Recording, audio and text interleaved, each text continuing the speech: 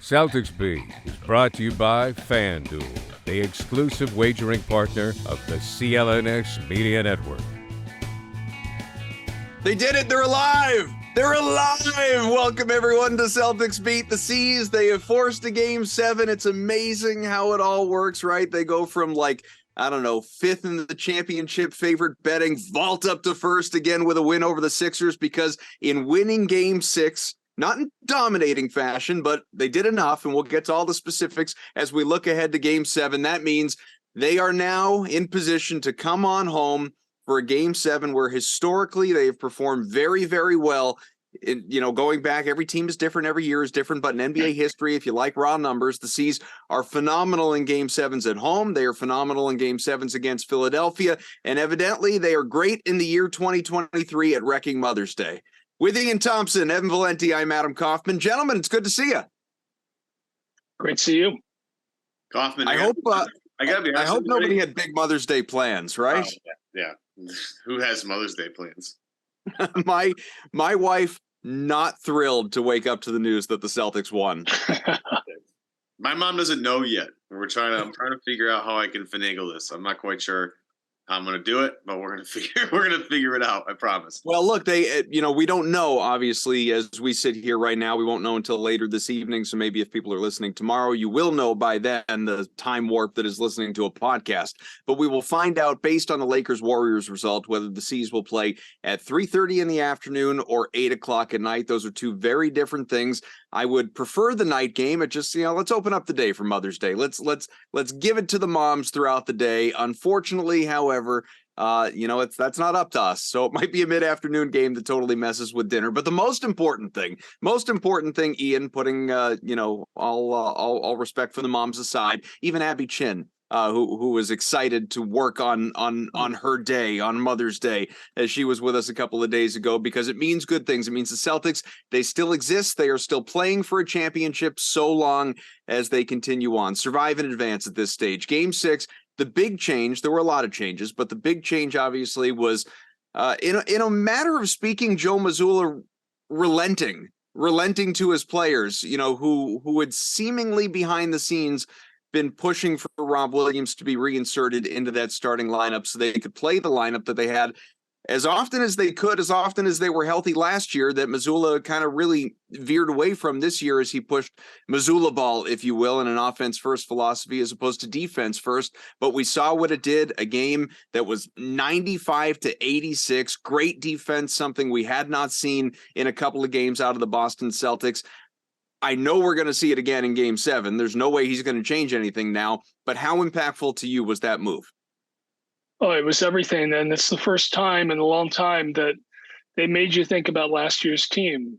And that was really reflecting badly on Joe Mazzulla. When you thought about last year at this time, the top defense for months in the NBA, and everybody was talking about the Celtics lineup and the versatility, and they were all athletic and they all had length. And how do you stop those guys when they're really playing defense? And they got away from that this year. And what was the difference? It was the coach. That was the big difference. And so he was setting himself up or being set up for real criticism. And now, if this is the lineup they stick with and Rob Williams can stay healthy, big if, right? But if that's what happens going forward, and they learned some lesson from the last week and the previous round as well, about going forward and playing with discipline. And, if they look like a more mature team, man, there's a lot of ifs in this sentence. They're going to be in great shape because the conference finals is just set up for them to move through. I mean, they're going to have to be serious. Miami Heat probably are not going to be laying down or anything like that. And they got to deal with Jimmy Butler, but they couldn't have asked for a better draw, and all the talk of should they be number 1 or number 2? Well, it really worked out for them being number 2. So, I think that was the most promising thing that's happened in weeks with the Celtics. Yeah. I don't want to spend much time on this, but it is a talking point. I didn't hear any local sports talk radio today, but I can only imagine they had a field day with it. What did you make of Marcus Smart's post-game comments when he was talking about, he said that, Joe Mazzulla, rightfully so, was under fire. It's just it obviously is the longest tenured Celtic. He's a de facto captain without the title. I do think he's very well, highly thought of, not only within the organization, but within the room and by the head coach as well. He has a relationship with the Mazzulla that obviously extends years, not just this year. So I would be willing to bet that behind the scenes, there's no issue, no animosity there. I think everyone knew where he was coming from and talking about full team accountability, not just the players, but the coach as well. And everyone is growing. And this is Mazzulla's first time going through it. But even still, you hear the comments, and maybe worse if you see it in print, for Smart to say what he said, was that problematic? Was that a slip of the tongue at all? Oh, I think it's awesome. I think it's so great that he did, because you're right. The players, they get criticized all the time. And look, you go around the league and you see how coaches get criticized. I mean, Greg Popovich people used to say he couldn't coach because Phil Jackson was eating his lunch in the playoffs every year. Shaq was having the best of Tim Duncan, and Eric Spoelstra. The reason the Celtics went to Doc Rivers way back when and gave him an extension was because they were thinking Miami might fire Eric Spoelstra and hire Doc. Everybody gets credit. Look at how Doc gets skewered every year, and he's getting it now after this last game. And he's one of the top 15 coaches of all time, according to the most recent list. Joe Mazzulla is. What are you laughing about? He was on the list. Oh no, I know he was on the list. I just thought the list was so asinine when it came out. And I still well, it's a list. Yeah, it's a list that exists. Yeah, it didn't include. Yeah, there's some notable. Yeah, you're right. But still, he won a championship here, and he's always in contention with his teams. But what was I trying to say? More about Mazzulla, Smart's comments about Mazzulla. Well, but what I want to say is Mazzulla, out of all the coaches in the league, he's the only guy in contention in a long time that didn't work his way up, that didn't work hard and put in the years and really earn the opportunity through no fault of his own. He was in the right place at the right time, and he was there by way of his merits. But the earth shook, building crumbled. It was an emergency, and they went to him. They offered it to him, and he's now the head coach with very little background. And so I think there's a question of equity. You did not, in the historical way, you did not earn this job. You did not earn this chance to be in contention. He did not work his way up. I mean, there's all these assistant coaches around the NBA that wait for years and years and work hard and with the hope of just getting with a lottery team, a terrible team, knowing that they're going to get fired in 2.5 years.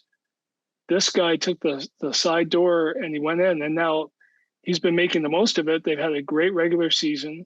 They've been in trouble, and he made the right adjustment, put Rob Williams in. So he's doing good things, but nonetheless, I just think there should be a sense of accountability and a sense that it's just not as easy as you're making it look right now. It just isn't. And, they should just, if he gets criticized, it's a small price to pay, for all the good fortune that he's benefiting from. So I just think he's in a great position. He's done really well with it. But when Marcus Smart says that it's rightly so that he gets criticized, Marcus is right. He should be criticized when the criticism is due. Yeah, it just depends on where do we draw the line? I think I think game 4 and game 5 it got a little weird. I think the criticism got weird because it was this one thing that people have been complaining about all year. It's this lack of focus, and maybe not focus, but like lack of just care, it feels like at times. Like Boston sometimes plays to the, like, it's like, oh, we got one more left, like don't worry. Like, it's not surprising to me they put that last night game 6 was their best defensive effort like of the year.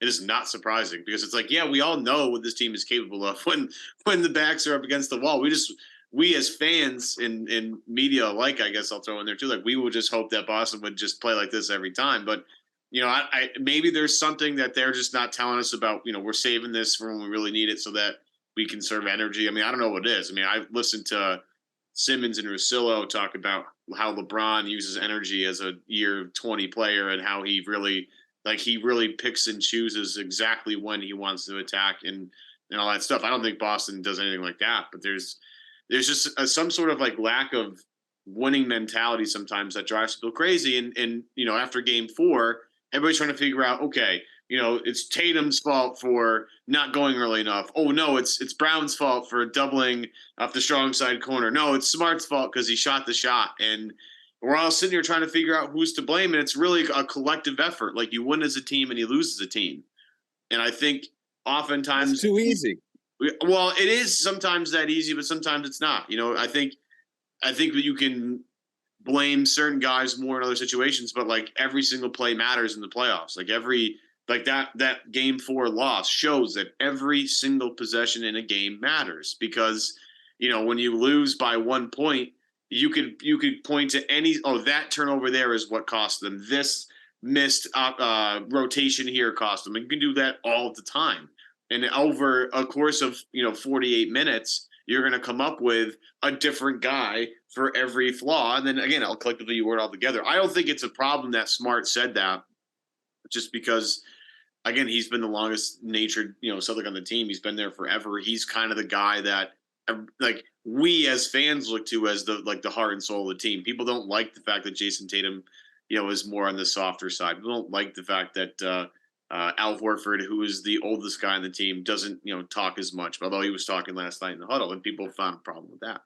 I think Joe has done a pretty good job with the expectations of this team. Like, again, as Ian, as you said, normally when you are an assistant coach and you work your way up the ranks, like there's nothing expected of you that first season. Like, you're just getting your feet wet. You have this probably garbage roster of guys just chuck in to get stats and trying to get onto another contract somewhere if they're a veteran or a rookie making their green mistakes. Joe has inherited a team of legitimate expectations of winning a title, and he's unfortunately experiencing some of the pressure that goes along with that at its highest point. So, if people have problem with Smart calling him out for saying, yeah, that adjustment was totally necessary and we need Joe to kind of be on board here, I don't have any problem with that. I don't. Adam, do you? No, I was, when I heard it before he continued on, I think this is probably the problem. I'm sure a lot of people are kind of using that as a clickbaity line and maybe only playing parts of the clip on the radio or TV. I have no idea. Like I said, I haven't watched or listened, but I could see that happening, obviously, because it's a jarring remark from a player about his coach in the middle of the playoffs to, say that, like, if he just stopped with, he's been whatever, heavily scrutinized or whatever the exact terminology was, and not said the rightfully so, it's two different things. I don't have a problem with it. I also liked it, like Ian said, because I just think, for me, it's bigger than the comment. It's more about how Joe takes it. And I think Joe Mazzulla seems like the type of person that would say, yeah, I'm not perfect. I'm learning. I'm trying to figure all this out. I hold you accountable. You hold me accountable. We're all in this together. So I don't think, I think there's an element of sort of kumbaya with it all. Going back to what Evan was talking about, though, in terms of kind of the blame pie, and I don't want to focus specifically on who's to blame, who's not to blame. Hopefully they just get through this freaking thing and move to the conference finals, and we can all take a deep breath and not deal with backs against the wall, brink of elimination type talk. Jayson Tatum, I don't know, Ian, what's going on. I don't know what's going on. I never this show is sponsored by a sports book, a gambling company. I don't know what the odds would have been on Jayson Tatum in 3 consecutive games in the postseason, to start 0 for 6, 0 for 8, 0 for 11. It was the first time in his career in game 6 he had ever gone an entire first half without a made field goal. And then the third quarter still just, it wasn't until that 3-pointer in the fourth where he finally just had to see one go in and confidence, and it opened things up, and that's great. And he came on late and still finished with 19 points. I'm not going to say he had a flat out bad game because he had played strong defense. He did a lot of the little things. He rebounded really well in the first half, blocked shots. He had the bulk of his assists then. He moved the ball when early, well in the early stages of the game. He did have some turnovers, but they weren't all horrendous. Some of turnovers are bad luck on occasion. The team in general, way too many turnovers, had almost 20. I don't understand, though, why Tatum, it just sort of feels like, Ian, that he's in some ways abandoned his game. What makes him so successful, either being reliant on a three with a guy in his face or driving to the basket, but looking for contact to the point where it totally throws off what he's trying to do and puts up these, haphazard, ugly type, layup looking attempts that just miss wildly, as opposed to going strong to the basket, not worrying about who is around him, taking mid-range jumpers, which I realize, the NBA now hates the mid-range jumper, but he's really, really freaking good at it.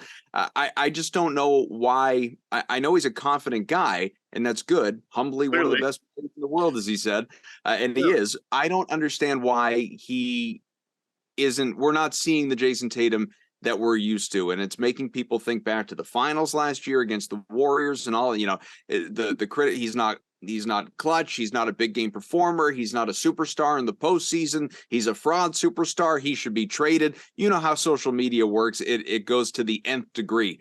But every time I think we're going to get a huge game out of Tatum, like I did in game 6 and now I expect in game 7, it was a lot of, well, where the hell is he? People my age, the modern NBA is just confounding, because the old idea of your shot isn't falling, so go inside, get to the foul line, it just doesn't seem to apply to the current NBA. They just keep shooting threes when they aren't making them. And it just makes no sense to me. And it's not just Jayson Tatum, it's the whole league. It was James Harden years ago at Houston when they were going 1 for 28 from the 3-point line or whatever, and they just kept shooting them.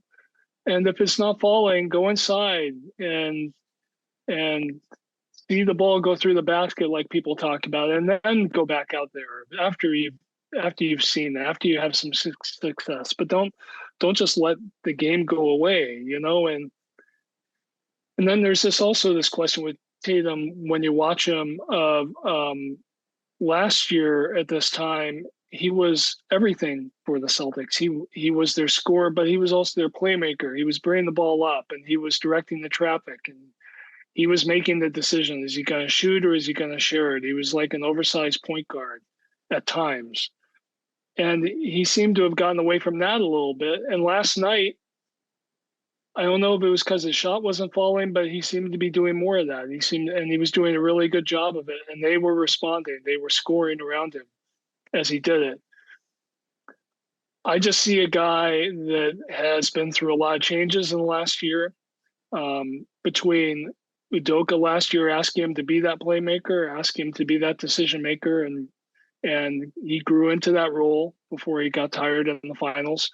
To having a new coach who changes the emphasis this year, and their defense isn't as strong now, but they're more prolific than ever at the other end. And I don't know. I just think if they get to the finals and they win the championship, then he's going to know who he is after that. LeBron seemed to go through the same kind of thing. What kind of a player are you? Are you a triple-double guy, or are you a guy that does it effectively? And we all know the struggles he went through on his way to finding out. But the LeBron that we see today, the guy that directs traffic and organizes his team and turns nobodies into somebodies.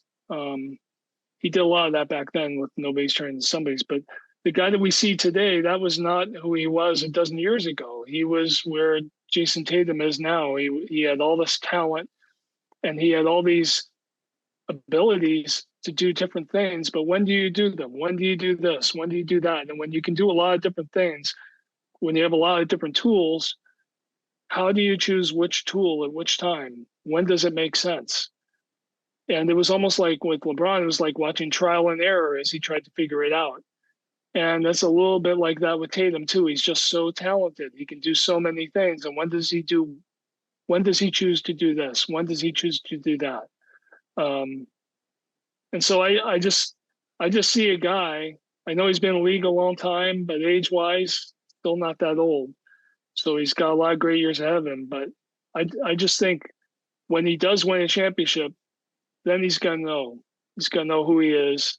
And we're sort of watching this ongoing development. It's just been fascinating to watch because they keep getting into contention with him. They keep going far in the playoffs.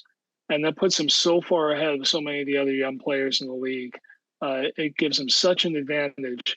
He's further along in figuring out who he is than all these other young players are. And it's been really cool to watch. You just hope for his sake it turns into something. He gets to cross the finish line, and then he can say, okay, now I know what works. This is me. I hate that thing. I hate that this is me thing. I wish I hadn't said it. All that said, though, I think there's truth in that, though. I mean, he even said he was talking to himself during the game, sort of, pumping himself up like you're one of the best players in the world. And look, we've all been in situations. I can't compare, any situation I've been into, trying to perform in front of millions of people. But we've all been in situations in our lives where, you get, you're trying to do something that normally you can do well, and it's not working for you, or you're insecure or whatever, and you have to kind of give yourself that internal pep talk. Again, he has to do it on a much greater, much bigger stage than the average person, but he's human, right? So what do we expect from him in Game 7 now when, as Jaylen Brown has issued the warning, so he's going to have the home crowd behind him. Celtics are comfortably favored to win this game. We've all been saying all year long, all series long, they're the better team. As we spent the bulk of our show a couple days ago with Abby Chin saying, very simply, not to oversimplify it, but very simply, your best players need to be your best players. And the Celtics, I truly believe, will not have a problem. If Jayson Tatum had even had a representative performance the first 3 quarters of that game yesterday, it was over. It wouldn't have even been tight. So in Game 7, I think there are a lot of people out there that are just expecting this is the fireworks game. This is the prove it game. This is the shut everybody up game. This is Jayson Tatum dropping 40 in a clincher at home against the Sixers. What do you see happening? I mean, I don't know if he's going to score 40, but I think he's going to be really, really solid.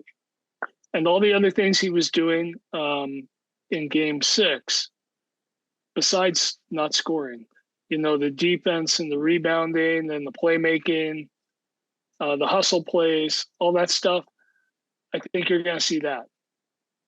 And that's going to be huge for the team. That's how you set an example, right? That's how you show leadership under this kind of pressure with all this noise. It's going to be so loud in that arena. They're going to so want to win this game. He does have a rookie coach over there. Jayson Tatum, for as young as he is, he has way more experience in this kind of situation than this coach. So it starts with him, and I think you're going to see him do that and do all those other things. And it's one of those things, if he's doing it, I should be doing it. And then he's not going to start. He's not going to continue this 1 for 28 over 3 games kind of start. It's just not, he's not going to do that. I think he sort of cleansed himself. And look, what do I know? But I think he kind of cleansed himself of it. Well, that's not in the last quarter. I would agree with that. Yeah, I mean, I would have said the exact same thing coming out of the second half of Game 5. But, it's, I'm not saying your opinion's wrong. I agree with your opinion. It's just every time you think you know something, I agree. We see whatever we see. So here's the question then, Ev. How do we bet it? How do you bet this game? Well, let's start with the fact that today's show is brought to you in part by the wonderful people over at FanDuel. Make a fast break to FanDuel during the NBA playoffs. Still plenty of playoffs to gamble on, that's for sure, because right now new customers get a no sweat first bet up to $1,000. That's $1,000 back in bonus bets if your first bet does not win by going to FanDuel.com/Boston. Now, we're going to log in here. And again, just like last time, Adam, We are going to build it, right? If the Celtics win this game, and I'm not going to touch the line because I don't like the 7 points. I'm just a lot. I You don't could do want an alt spread if you want. you know what? I'm not going to do anything like that. We're not going to get into that. We're going to get to if the Celtics win this game, this is how they're going to win this game because this is how I build my same game parlays, my SGPs, if you will. So what we're going to do is if the Celtics win this game, again, I do think Tatum's going to have a nice game. I do think Jaylen Brown's going to have a nice game. We're going to pick those guys to score 20 plus each. We're gonna go back to old reliable here, Kaufman. We're gonna pick Tatum to have 8+ rebounds in this game because that's been one of my favorite bets. When he does. Yeah, when he does do that. But he's been rebounding the hell out of the ball recently. I'm also going to throw in because at some point, as we talk about here with Jayson Tatum, like at some point he's not going to have a bad first half. At some point, Al Horford's going to make a 3-point shot. At some point in this game. So just to do that, and let's say can we throw just the money line in here? If we throw the money line in here, we got 5-leg parlay. 5 legs, yeah. Yeah, C's money line, Al 1+ made threes, Jayson Tatum scored 8+ rebounds, and then Tatum and Brown have scored 20+ points each. You're at plus 161 for that SGP. Pretty good returns on that. And they seem pretty feasible if Boston's going to win that game. So, folks. Oh, yeah. I might have even gone up on Tatum, 25 points. I'm not going to go that far, but we'll talk about it. You don't need to get greedy. I get it. And the way you do get greedy, Kaufman. You get greedy all the time. You have 20-leg parlays that have no chance of hitting, but you somehow get 19 out of 20. I'm never going to understand that. FanDuel also is the best, folks. They have a great, easy app to use. It's secure. You get great promos every day.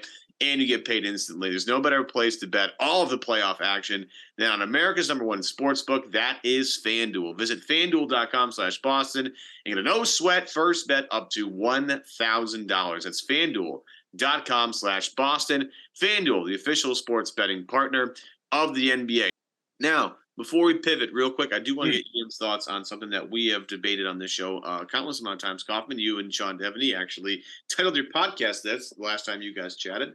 And it has to revolve around mental toughness because I have argued that despite the fact that people want to cream this team for mental toughness, I happen to think this team's kind of mentally tough because they've been through some stuff, and throughout this run with these players. I mean, Game 6 in Milwaukee, Game 7 in Boston last year, Game 7 on the road in Miami last year. Like, this team has been through some things. And I thought, Ian, last night, Game 6, when you have the night that Jayson Tatum's having and then proceed to not only score the last, 16-ish points for your team, I think was the number, to have it all come with about 4 minutes to go in the game, but to shake off that entire stretch of rust and bury the most 4 important shots in a game at the end of the game on the road in an elimination game against Philadelphia. Like, I think that shows a little mental toughness on the back of Jayson Tatum. Am I wrong for this?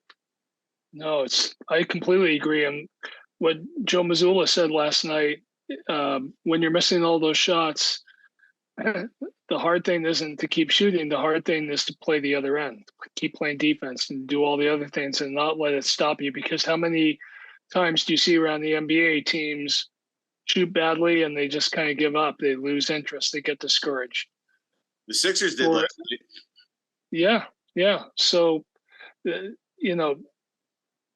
they have been through a lot of these games. Going back to when LeBron was with Cleveland, they've been through elimination games deep in the playoffs.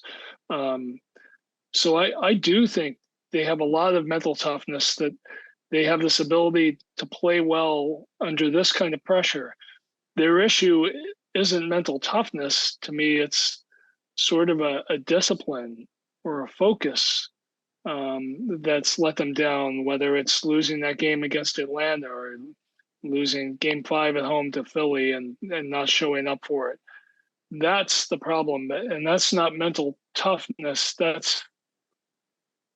I just think it's some sort of discipline and just being focused in on it and doing your work early, kind of, just getting it done instead of laying it wait. I'm the world's greatest procrastinator, and I totally identify with this team. Same. Ian, I am by no means cocky about Game 7, especially with what we've seen in this series. Yeah. Anything could happen. I do believe that the Celtics are the better team, and I do believe there's a home court advantage element. And I do believe that Boston is a very difficult place to play when the fans are into it, and hopefully they will be, as they typically are, but especially after what Jaylen Brown said, kind of calling out fans and saying like, you hold us accountable, I'm going to hold you accountable. Game was kind of quiet back there in last time we were home. I think, to quote Marcus Smart, rightfully so, because the C's were never in that one. But hopefully that won't be the story in Game 7. People will rise to the occasion. Now, all of that said, what does make me feel good, what does give me some level of confidence going into this one, is not only talent versus talent and seeding, all of that. Like, we feel like we know who the Boston Celtics are, more or less. What makes me feel good is the experience element of things, having been through many of these players, not this team specifically, and certainly not the head coach, but many of these players. You talked about deep playoff runs. They've been through the ringer. They've played Game 7s. They've been not in exactly the same situation, but Evan mentioned the Milwaukee series last year, having to go there, win a Game 6, come home, win a Game 7. Some of these players, some of their best players, Tatum, Brown, Smart, Horford, and so on, they have been through similar situations. But on top of that, you have a Sixers team on the other side that I do kind of question, their mental fragility, if you will. I think that in many ways, all the pressure right now is on Philadelphia coming back to Boston after losing that Game 6. And you could hear some of that start to creep out in the fact that, Joel Embiid post-game calling out his teammates, not giving him the ball enough late, the great teammate that he is. And we've talked a lot about that in the history of this show. Or just, the playoff failure after playoff failure and not getting out of the second round, Embiid not going to a conference finals. How many 3-0, 3-1, 3-2 series has Doc Rivers blown in his career? He, not unlike many coaches, has never won a road Game 7 in his coaching career. So I just think that there are facets of this going into Game 7 that should make Celtics fans feel pretty good. Yeah. As far as pressure, it's sort of like whoever starts poorly, that's the team that's going to feel the pressure in the first quarter. Sure. You're going to have a chance to bring that. If you play well to start, the team that's being victimized by you, they're the ones that are going to feel the pressure. But I look at this as an opportunity and a curse for James Harden, who has had several terrific games in this series, has been the key guy when they won.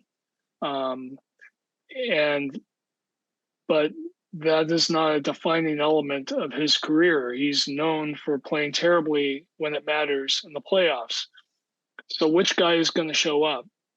And the context for that is that we've been hearing since January that he's heading back to Houston in a few weeks. I just don't know how that helps create a positive environment going into a big game like this, knowing that this guy you're counting on, first of all, has this history of not showing up in these games, and secondly, well, he's leaving anyway. It's a reality of the marketplace. It's how the NBA works. But I just think the timing stinks for him. And so he has it all in his hand. He has a chance to go out there. If he somehow puts up another 40-point game, he gets the last laugh. He gets to redefine himself. Because whoever wins this game tomorrow is going to go to the NBA Finals. So I don't know what's going to happen. But I just think that the Celtics have enough positive feedback. They know what to expect, and they know that they've come through in these situations in the past, whereas Philadelphia just doesn't. They may have an idea of what to expect, but they don't have that positive feedback of knowing that if they do this and this and this, or they go in with this mindset, it's all going to work out. That kind of confidence, that this faith in yourself, that look, just trust it and it's going to work out. They don't have it, and the Celtics have it.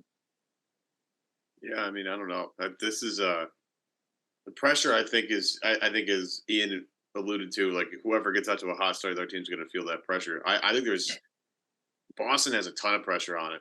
I think given the way, as we've all talked about, Ian, most recently, the way this bracket is set up for them. I mean, Milwaukee got bounced in the first round. What a gift that is, right?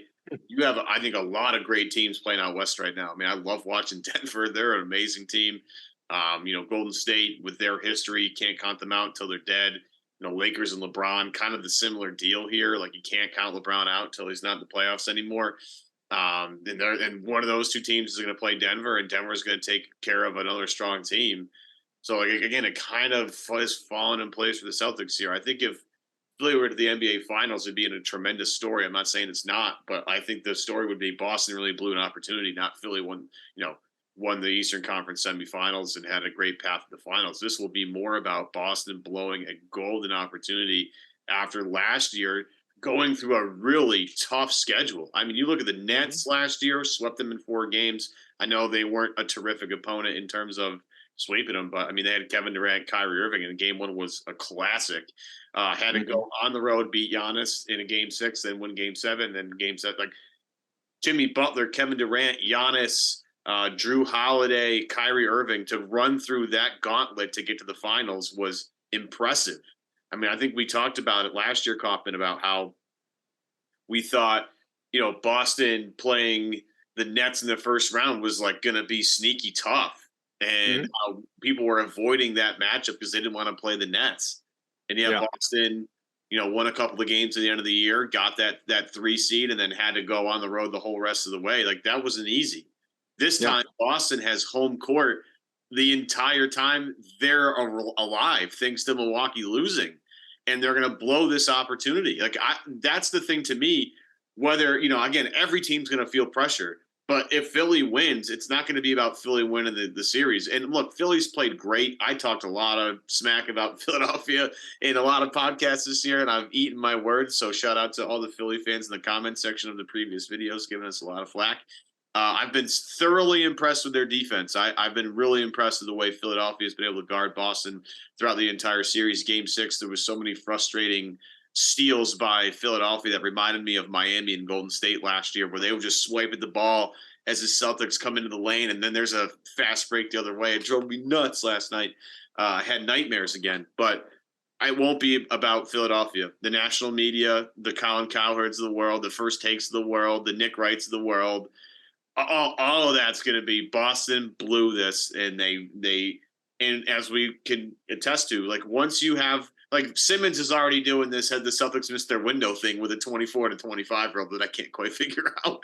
But, these runs in basketball and in sports, they don't last as long as we hope they will. And Boston, after having a golden opportunity last year, they were in the finals. They could have been up 3-1. They could have beaten the Warriors. This was, again, set up for them, and it could just be, and it's a shame, Ian, right? Like, how an entire season of learning for Joe Mazzulla and learning for these guys and how to play together, and Tatum adapting to a new person, and Jaylen Brown elevating, like, all of that will be all for naught. It'll be a whole ginormously blown opportunity for the Celtics if they lose Sunday evening or Sunday afternoon. Yeah. After they won game 5, I was thinking to myself, and this is just proof that you just don't know what's going to happen, especially with the NBA now. But I just thought this was Philly's year now. They had the MVP. James Harden's finally showing up in the playoffs. Philadelphia had to work really hard through the second half of the regular season to move up in the standings. The defense they were playing, for them to come in to Boston in game 5 and just take command, it just looked to me like, there was a narrative here, and it's their year. It's just Joel Embiid had a lot of bad times in the playoffs, and now this was his year.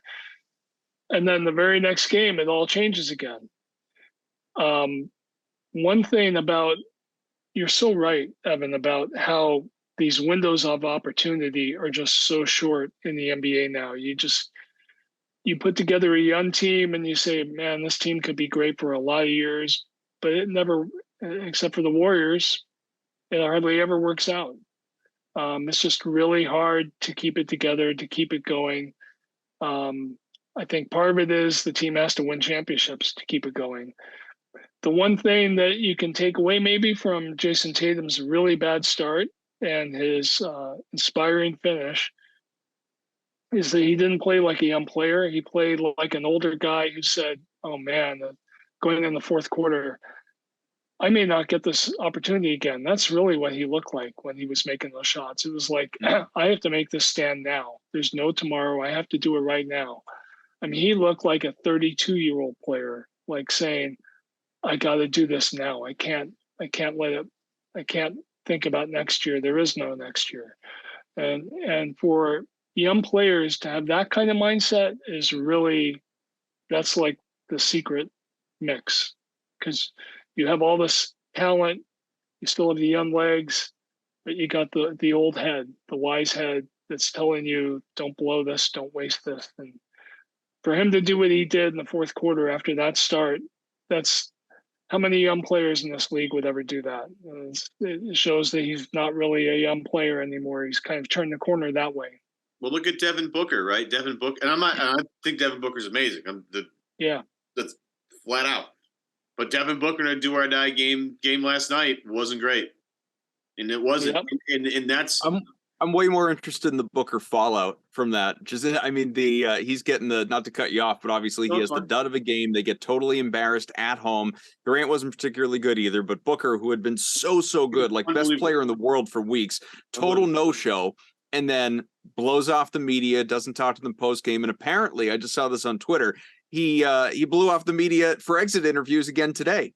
So this, I mean, talk like if you're gonna, I mean, can you fathom what, even if you want to say he's not the best player on the team, that's Durant. Can you fathom what we would be saying about Jaylen Brown right now if he did that? You know, on the wake of a playoff exit, and then and then at the end of the year, like just goes home, like takes his ball and goes home, so to speak. Doesn't talk. I mean, bad look. Especially the way their season has ended the last 2 years, losing by 50 or whatever last year. Yeah, losing by 30 or whatever this year. I mean, talk about not showing up. And so, yeah, what Tatum did, he looked like he might have been on that track, and he turned the ship around. He said, no, I'm not doing this. I'm not. He was about to go over the cliff, and he said, no. He didn't do the Thelma and Louise that Booker did. He turned it around. But Vin Diesel instead, he just hugged the line as he worked the corner. Yeah. So, that's it. Comparing him to Booker, that's a great source of perspective right there. I'm not trying to, and I love Devin Booker. Like I'm sure. He is incredible, and he was incredible for the entire playoffs until last night. Mm-hmm. And then last night happens, and it's like, oh, yeah, look, Booker, you were tremendous, but in the game that really mattered, where were you? And that's the mental toughness thing with Tatum that I just want to make sure that people understand. Like, the people discount the mental toughness of this team. Like, you have to be incredibly mentally tough to have the night that Tatum had shooting the basketball, and to take it was 83-81. It was that weird, we're having Maxey shoot the free throws now, and then we're going to redo this play, which I've never seen in my life. Ian, I know you've been watching basketball longer than I have. Have you ever seen that? I've never seen that. No. So to have that, the for whatever to go, 83-81, and he hits the toughest one of the four shots that he hit was the one in Embiid's face in the corner with not a lot of space, and hits that one. And then once he hit the second one, you kind of knew, like, did he find it real quick? And then just to carry it the next shot after that. I mean, that just takes supreme confidence in yourself. And the one thing that I noted at the end, there was a great moment for all the people, and I've been trying to champion this bandwagon for a long time, that Jaylen and Jayson actually like each other. They like playing together, and like this is a core that I think is going to stay together for a while. There was a great moment last night after the game where Jaylen and Jayson just hugged at like 3/4 court or wherever. And I only saw Jaylen's face from the ESPN angle, and Jaylen has this ginormous $1 million smile on his face. And you can tell how happy he was for Tatum in that moment, that Tatum had this awful game and was able to come through at the end, because everybody had been encouraging him for the entire game. And if you get the flip side, because I think someone of Celtics social media team on the flip side got Tatum's face, and Tatum just kept saying to Brown, I told you, I got you, I got you, I got you. I told you the whole time, I got you. There is some real trust there with this team that I think only is coming out now when their backs against the wall and their chips are all in the center of the table. Like there's a real trust here they could only get from a team that's been in so much stuff as this team. Tatum, to pull out what he did last night, again, right before Devin Booker no-shows was a huge sign to me of, look, man, I know he might not have the greatest numbers right now, but when everything is at their worst, and Devin Booker had all-time playoffs. I mean, I think he was Jordan-esque numbers, right? Like we're talking, early 90s, late 80s Jordan type numbers here. So you're talking about the tippity top of peak performance of a player. When your backup is up against the wall, and as great as Devin Booker's numbers are, I would still take 0 over Devin Booker every day of the week, every day at Kaufman. Oh, especially based on what we saw last night. Yeah. No, you would have to. Absolutely. Last thing for me, Ian, before we wrap this up, and that is let's go full circle. Game 7 expectations, back to Joe Mazzulla. Something I just found, I didn't even necessarily notice it in real time in watching the game, but something I was really surprised by after the fact is that obviously the game was really tight, really throughout. Celtics got off to a big lead at a couple of different points, but more or less it was a tight game throughout. Mazzulla only went 7 deep. He only went 7 deep in this game, and Derek White didn't even play 20 minutes. He played 19. Everybody else was, at least 28, and that was Rob Williams. And then you have everyone else into the 30s or 40s. So I guess I'm not as shocked by the 7 guys, obviously, but when I see that, it's like, man, I mean, I still feel like there's a place in this series for Grant Williams. I think he's done a pretty good job overall on Joel Embiid when he's had some opportunities, but and he's a better defensive player certainly than an offensive player. He was a big part of that run to the finals last year, but he just isn't. I don't think he's in the doghouse. I think Mazzulla just. I'm rolling with my top 7, and that's that. Do you expect that, barring some sort of blowout, empty the bench type situation on either side for that matter, do you expect Mazzulla to stay just as tight in Game 7? Yeah, because so if Rob Williams played 29 minutes in this game, which is sort of his coming out game, I mean, why not play him 30, 35 minutes in this game, which means even fewer minutes for somebody coming off the bench. But I think anybody that's been watching the team would say, yes, please. Let's see more and more of Rob Williams. Let's see him playing with Al Horford, especially against this team. Yep.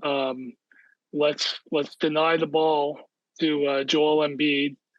Rob Williams is the longest, most athletic free safety in the league this year, and I just think that is the revelation. What Tatum did, we sort of knew he could do, right? You kept watching them shoot. You kept watching them play, saying to yourself, keep shooting. His teammates were saying that, and I think a lot of fans were saying keep shooting too, because you just had a feeling he could do this. He could make this work. It's Rob Williams having disappeared from the rotation in a way, having played such a minor role. And now all of a sudden getting this major starting role and making the most of it and changing everything instantly. I mean, that is the revelation. And that's what I think should give fans confidence, not only in the Celtics, but in the coach, to recognize what was needed and to go with it before it was too late. And man, if this is the rotation going forward, and they're showing signs of last year's defense to go with this year's offense, and the fact that there's a clear path for them to get to the finals, it all sounds really good, I think. I can't think of a better way to end the show, Ev. I got one. That sounds pretty good to me. Yeah, what do you got? I'll leave with this because look, I don't know your basketball watching schedule at this point, but I know Kaufman and I have been dug in since preseason and regular season. It's a lot of watching basketball. I'll throw this to both of you. I don't enjoy watching basketball with real stakes.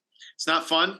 It's not great. It's not ideal. I am a mess the entire game. I don't like that every shot could end my basketball viewing for the next week or so. Like there was a tweet out there. It was a perfect tweet. It was exactly how I felt. Somebody, I forget who it was, some Celtic Twitter follow that I follow was like, oh, I love that the Celtics won because now I get to watch Denver play. Because if the C's had lost that game, I'm not watching basketball. I want nothing to do with basketball for like a week, 10 days, weeks, maybe for the rest of the playoffs. I'm out. But because Boston won the game, I could then watch Denver win, who I love watching play, by the way. Denver, if you haven't watched them play yet, folks, like just watch them. They are – I'm a little nervous about Denver if I were a C's fan. You should be. They are a machine. And although in saying that, and I agree with everything you just said, if the Nuggets are in the NBA Finals, as I think a lot of people expect they will be, how bad are those ratings going to be? Don't care. The Denver Nuggets are great for basketball fans, but like the casual fan, like the Denver Nuggets are. Then you know what cash fans get on board is Jokic is like the best passing big man that I maybe have ever seen. Now I'm 33 years old, so let's factor that into play here. I don't know if I've seen anybody with the vision at that height that I've like. Because LeBron for me is probably one of the best pure passers I've ever seen. Jokic is not far behind, if not right next to him. He sees the game at a very unusual way, more than anybody else sees the game. And if you get the opportunity to watch this team, folks, to watch Denver play, they are spectacular. But I don't like watching. Like I have been able to not watch basketball. I've been to watch basketball with no stakes at all whatsoever throughout the entire season. Like it's this thing that like the Patriots at one point, if you're a Patriots fan. The Patriots at one point, if you were a fan of the team, like the season didn't start until the playoffs start because you were going to make the playoffs and most likely probably going to make the AFC Championship game. So like the season doesn't really start. Yeah, it's a formality. Yeah, it's a formality. You don't really start until the AFC Championship game. That's when the season starts, and then you get 2 games to like be a real fan. I just how arrogant were we? Well, but for good reason though. I mean, Brady's making a Super Bowl every 2 years. It's remarkable. He's one of the greatest winners in the history of sports. I hear you. But my point is, I do not enjoy watching basketball with stakes because there are so many possessions in a game, and there are so many ways a game can spiral out of control. And I don't like that my entire being as a person hangs on every single possession of a basketball game when it's really tight. It's just a lot. It's a lot to process. Well, it strongly impacts my mood for sure. But here's the thing. You're a fan. I'm a fan. A lot of people listening are fans. You know, Ian, as I don't want to speak for you, so tell me if I'm wrong about this, but, people in your position, like real, true, journalists and reporters and people that have made a living covering the league, you're a fan of basketball, but you're not sort of emotionally tied or devoted to one team versus another. Maybe that's evolved, as you've, gotten into some other stages of your career and life. Maybe you're more of a fanboy now like the rest of us, but I doubt it. I'm guessing that you can turn off a game at the end, no matter which way it goes, and you'll still sleep at night. Yeah, no, I'm definitely like that. I don't, if you've been doing what I've done for a long time, you end up rooting for people, but not teams so much. Like there are people that you like or that you hit it off with or whatever, but you don't root for teams. Now I'm surrounded by that though in my house. My wife had season tickets to Larry Bird's years. And she's one of these people that if things are going bad, she thinks it's because she's watching. So she leaves the room and thinks it's going to change. And I always try to tell her, whatever you're seeing. I'm drinking bourbon right now for a reason, because the last time we had a Game 7 pod against the Miami Heat, Hoffman's buddy Seth, who's on the show frequently, and just did a solo podcast because I think maybe you were on vacation, Kaufman. Was that? I was, yeah, I was at Disney. So what I did was, in order to get through this episode of like, well, we got to deal with Jimmy Butler in a Game 7. This is not going to be fun. I poured myself a glass of either scotch or bourbon and just had that to sip on the entire time. So as a superstitious thing, folks, I did pour myself a glass of spectacular bourbon and have been sipping on it the entire show because I am that person, Ian. I am the person. If it's like I had a choice last night to watch the game or not. And while I was not watching the game, was the first half of the game. The C's had a great lead. And then I turned the game on and that lead is gone. So I had a real stressful moment last night of trying to figure out if I should leave the room, if I should shut the laptop, should I turn the TV off, should I go for a walk? I don't know. It was a lot. It was a lot. Like, I get it. I'll double down, Ian. So this shirt, I mean, for anyone watching the video versus the audio, the shirt that I'm wearing right here, which it has Tatum, Smart, and Brown on it. Says like Boston triple threat, I think. This shirt that I'm wearing, hadn't worn it all series. I wore it during Game 6. They won. Wearing it again right now for the pod. I'll wear it for Game 7. You know, there are superstitions so stupid. And I will readily admit it is like psychologically, I know it has no impact. There's no like cosmic power in the universe that this shirt, you know, this laundry is going to lead to Boston's success. But we do what works for us, right? You know, we try and feel like we're playing our part. We're playing our role however we can.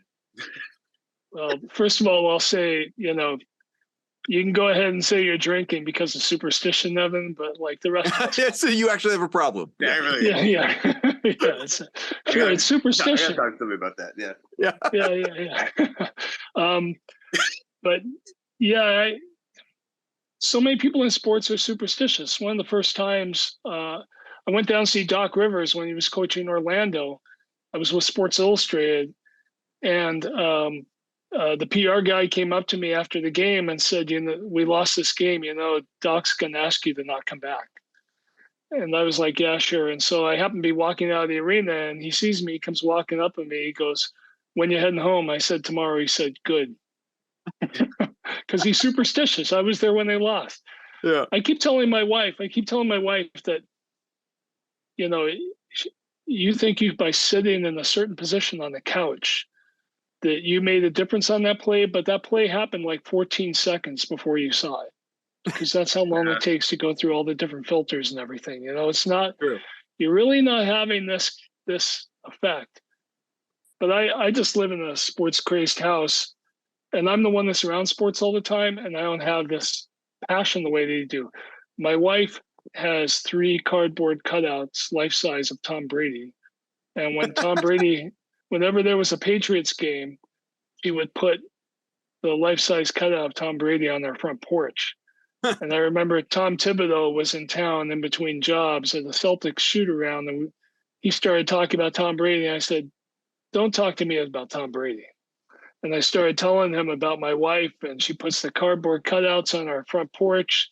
And I say to her, don't you know how that makes me look? Don't you know what I do for a living? People walk by the house and say, oh, the Sports Illustrated guy, he must really love Tom Brady.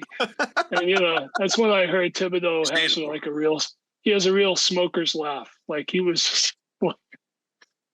really thought that was funny. Oh. But anyway, so yeah, I don't got tips to laugh. That's incredible. You should definitely put that in your Twitter bio. Yeah. He was in between jobs. Since he got back to work, there was no more laughing. No way. All right. Well, I hope the Celtics. By the way, let me just say, Jokic is Bill Walton of the 77 Trailblazers. That's what he is. It's all these guys running half circles around him, and out of the corner of his eye, he just flicks passes to him. It's Bill Walton he's the first one since Bill Walton that I've seen play this way. And that's the thing. Now I got to see him in a tie-dye shirt. The Jalen double team on Embiid in Game 5 or Game 4.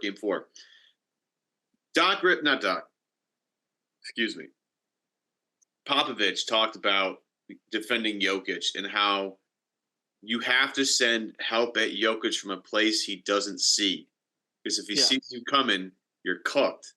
So the only support of Jaylen Brown crashing from the strong side shooting corner, the double up Embiid, is because he didn't see it coming.